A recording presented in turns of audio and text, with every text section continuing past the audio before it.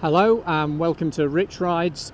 This week I'm doing a review of the 2021 Honda Airblade.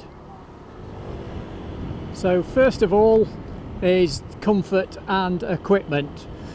Comfort wise, it's a really comfortable scooter.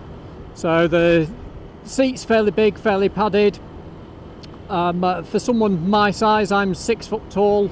Scooters can sometimes feel very cramped, especially with your knees. As you can hopefully see here, I've got loads of sort of knee space here, and this is a sort of mid-sized scooter as well.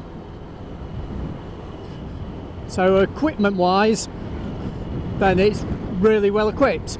So it's got things like LED lights, keyless starts, this LCD digital dashboard that's got everything on it, like your sort of miles per gallon, your speed, fuel gauge, time, everything that you sort of need. And it's got obviously different trip meters and that kind of stuff too.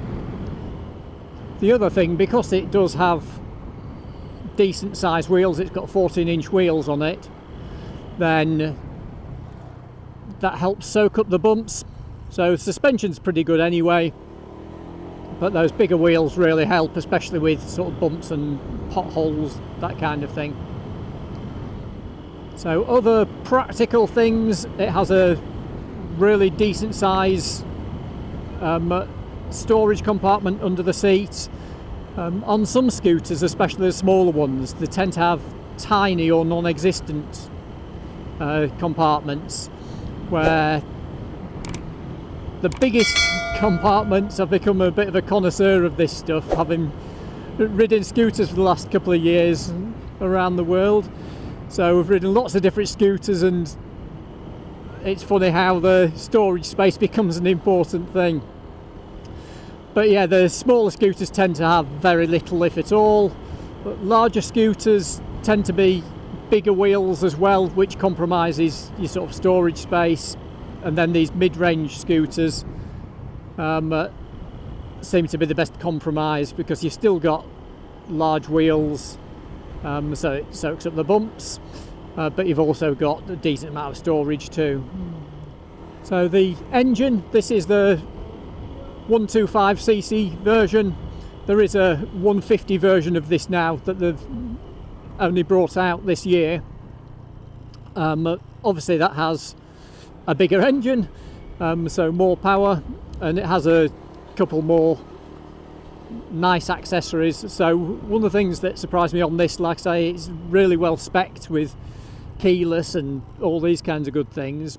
But on the 150 version we'd initially looked at, it had USB chargers and things, where this doesn't. But then it's got strange things like in the underseat compartment it's got a light, which is something I've not really seen before, but is obviously super useful.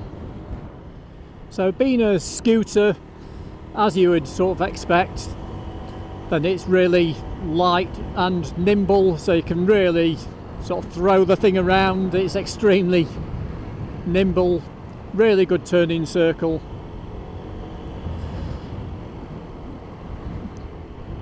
The other thing, for a 125, it's pretty powerful. So I think it's something like 12 horsepower. So you can motor when you need to. But obviously around town, having that instant power as well, there's sort of no lag whatsoever that you sometimes get with these sort of no-geared, variomatic type scooters. Sometimes there's some lag, where this there isn't. Right from setting off onwards, as soon as you sort of twist the throttle, it goes. This engine's also incredibly smooth. So again, I've ridden lots of scooters. Of 125s, this is the smoothest scooter I've ridden.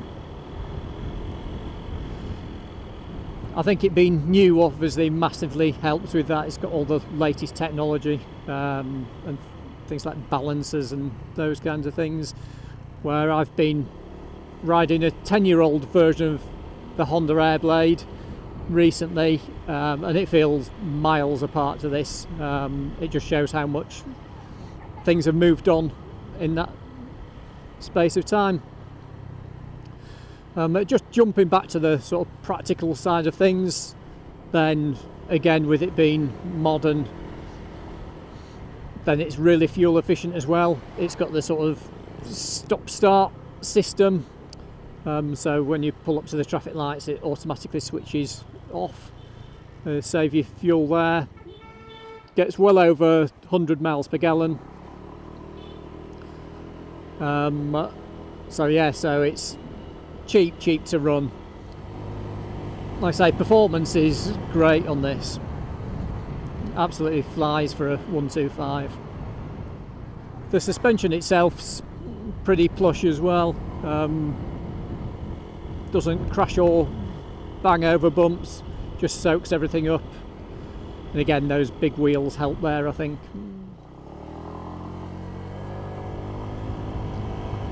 So some stats for you. So it's a 11 brake horsepower, which is a little bit up on most 125s, but it's pretty torquey too. Hence the stuff I was talking about with performance being really good. It's got a 4.5 litre fuel tank, so it's got a decent range. Some scooters I've ridden have a absolutely tiny tank, so you seem to spend every couple of days having to fill up. This isn't like that, and again, combined with the sort of miles per gallon it gets, then that works nicely. And then I guess the final stat is, I mentioned how nimble it was and great round town. It's only 110 kilos, so again, that really helps with everything. It's helping with your performance, your handling, your braking, absolutely everything. In fact, talking about braking, as you'd sort of expect for a scooter, it's got a front disc and rear brake. Both the brakes are pretty good. I wouldn't say they're amazing, but they're certainly fine for 125 cc's. You're never really going to get over 100 kilometers an hour. I think it'll probably do more than that, but realistically, for what it's designed for, which is mainly round town, then it's perfectly fine. They're really progressive well and not sort of grabby or anything. One thing I've not mentioned yet is price. This is a mid-range scooter here. Obviously made out here. I'm in Vietnam, and we bought this brand new earlier this year for less than 1,500 UK pounds. So in the UK that's super cheap for something like this. Here that's, like I say, probably mid to high end for a scooter, but it's a real sort of quality scooter and it does feel that way. On to my usual positives and negatives. On the positive side, then, as I just mentioned, then it's just a really quality bike, really. If you were looking at comparing it to cars, so in the car world, something like a mid-range Volkswagen, like a Golf, something like that, it's that sort of level where everything's just nice, feels well put together, you know it's never going to let you down, it's got a decent level of equipment. So yeah, it's just, its overall quality is great. We've had this 9-10 months now. Obviously it's never let us down, it doesn't use a drop of oil or anything, it's been absolutely perfect and still drives perfect. So yeah, number one is just the overall quality. Number two is its equipment and sort of practicality. As I mentioned, the sort of space on the scooter for you physically and carrying a pillion. It's got a big seat as well.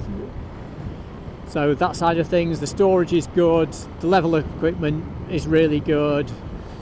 So yeah, so it ticks all the boxes there. And I guess the third thing is how nice it is to ride and the performance and handling.